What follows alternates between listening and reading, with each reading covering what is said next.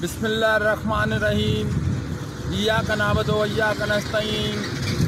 मैं कंडियारो से 5 किलोमीटर पहले मौजूद हूँ इस स्पॉट पर जिस पर अरबों रुपए का माल इस तरह पड़ा हुआ है। ये कारनामा सूबाए सिंध का है, फूड मिनिस्टर का है। अब ये माल देखिए ये किस तरह पड़ा हुआ है रोड पर, और आवाम को गंदुम नहीं दी जा रही है, आटा महंगा किया जा रहा है और यहाँ गंदुम सड़ रही है, कोई पूछने वाला नहीं है। और गंदुम इस तरीके से पड़ी है जैसे घर के बाहर कचरा पड़ा हुआ होता है।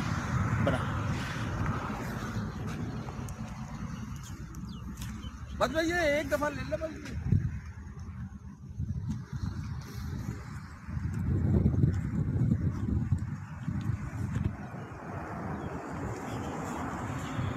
प्राइम मिनिस्टर साहब, अगर ये माल आपकी जेब से निकला हुआ होता, फूड अफसरान पास को इंचार्ज को कहता हूँ, ये आपकी जेब से माल निकला हुआ होता तो इस तरह ना पड़ा हुआ होता। मुराद अली शाह, अगर ये माल आपकी जेब से निकला हुआ होता, अगर जरदारी की जेब से निकला हुआ होता, अगर बिलावल भुट्टो की जेब से निकला हुआ होता, और ये माल अगर फूड के इंस्पेक्टरों की जेब से निकला हुआ होता, अगर ये मिनिस्टरों की पीपी के मिनिस्टरों की जेब से निकला हुआ होता, ये पीपी गवर्नमेंट के जो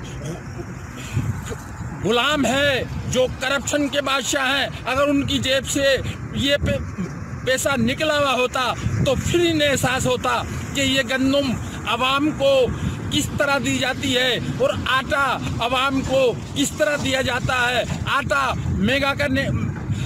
महंगा होने की वजह यह है, गंदुम अरबों खरबों रुपए की पड़ी है जरदारी साहब के फार्म में और रोड पर पड़ी है, और मैं कंडियारो से 5 किलोमीटर पहले मौजूद हूँ।